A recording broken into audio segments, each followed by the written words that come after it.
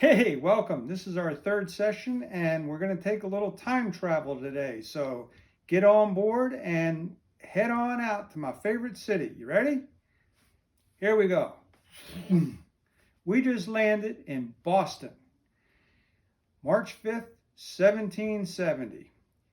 And man, let me tell you, it's cold and it's snowing. And if you're an outside worker like a rope maker or a mason or something, you're not working today. You're in the pubs, drinking beer, having fun.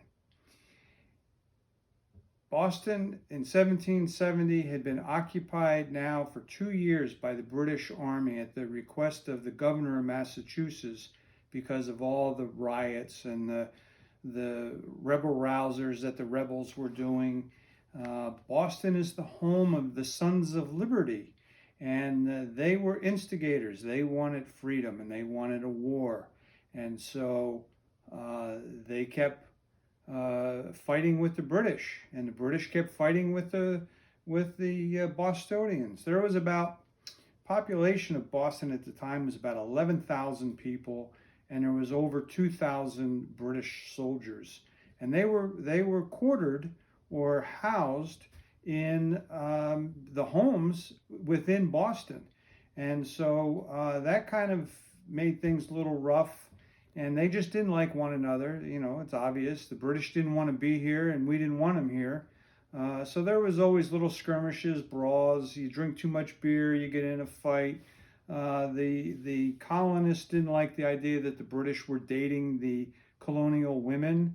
And even some of the British soldiers had part-time jobs taking work away from the colonists.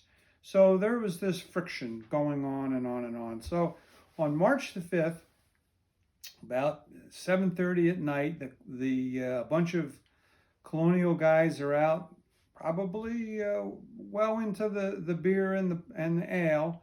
They're out, having a good time walking down King Street. Now, I just want to take a second and say Boston has got to be the greatest city for a guy like me in all the world, because no matter where you turn, there is something history going on.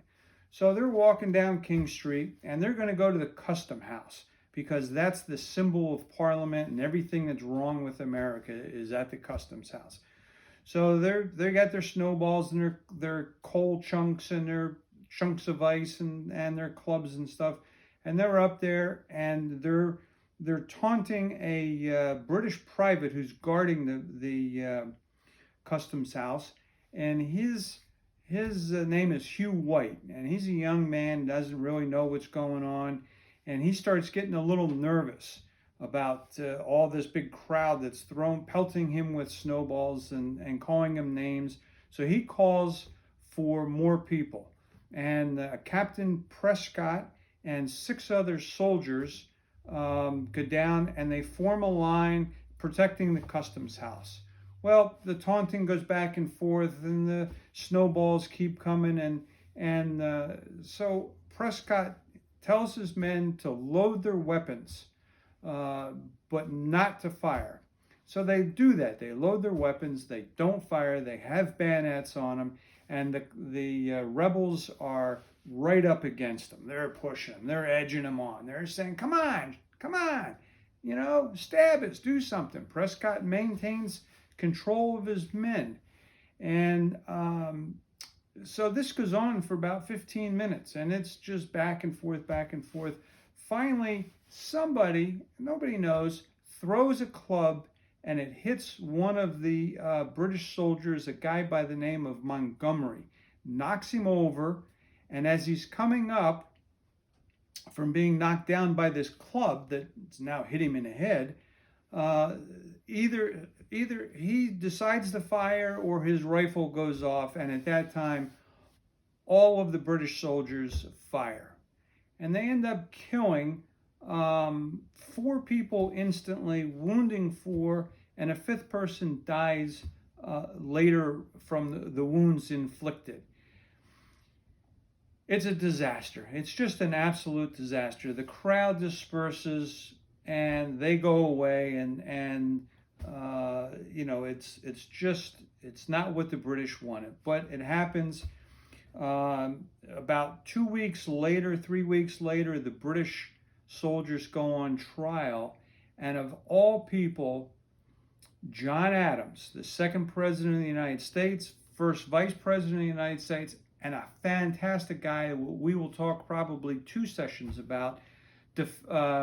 He defends them, and the British soldiers are acquitted. 6 of them are acquitted, and 2 are charged with manslaughter.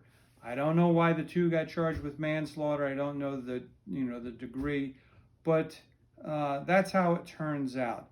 And the reports and all this said that somebody yelled fire, and yet nobody on the colonial side admits to yelling fire, trying to taunt the British to shoot their rifles, and nobody on the British side said it. There's rumors that Sam Adams, who was the leader of the Sons of Liberty, was standing behind the British and yelled it out, trying to instigate it. He was a big instigator, this Sam Adams. And so we're going to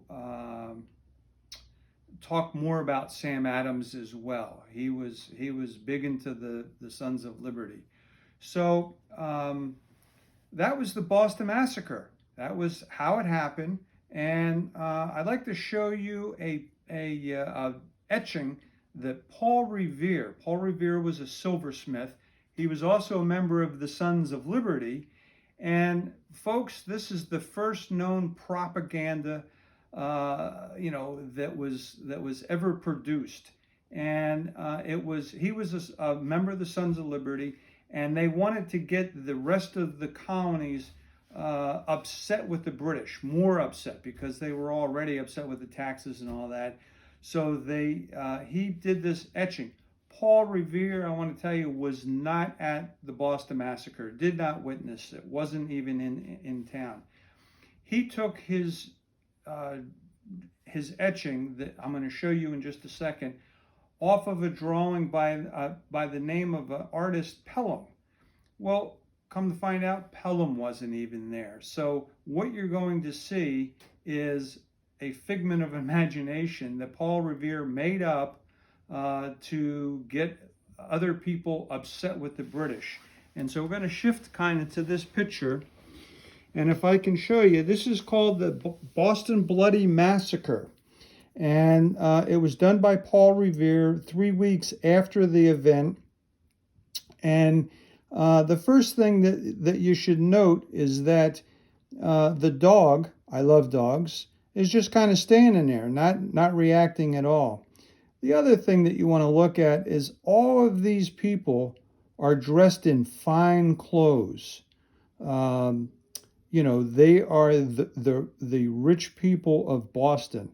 The Boston Massacre was not rich people at all. It was working class people, and they would have had old raggy clothes on and caps, not three-corner hats.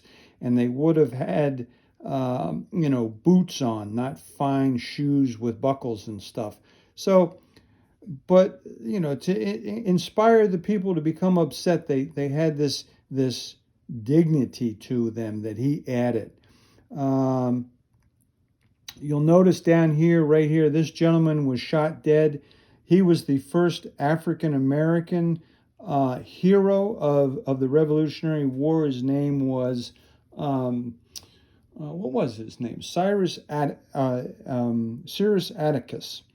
And so anyway, and then you look at the British soldiers over here. They look kind of mean. Well, they were scared shitless.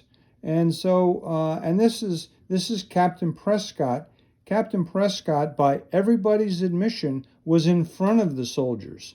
So Paul Revere took a lot of liberties, and there's no snow on the ground. There was over a foot of snow and ice, and there was no snow on the ground. Paul Revere took a lot of liberties with this, he had it. It was an etching, and then he printed it and sent it out to all of the colonies to get them a little more upset and favor more war. So it's a nice etching. It's just not factual at all. So there you go. We've now talked about the Boston Massacre, and it happened. You can still go there. The custom house has been torn down. It's now a big, tall skyscraper, but they do have on the Freedom Trail a big sign, a big thing engraved in the sidewalk where you can stand where the Boston Massacre occurred. So Boston Massacre, March 5th, 1770. So thanks for being there. We won't have one on Sunday, but we will start again on Monday, and we're probably going to talk about John Adams. Thanks for coming, and see you later.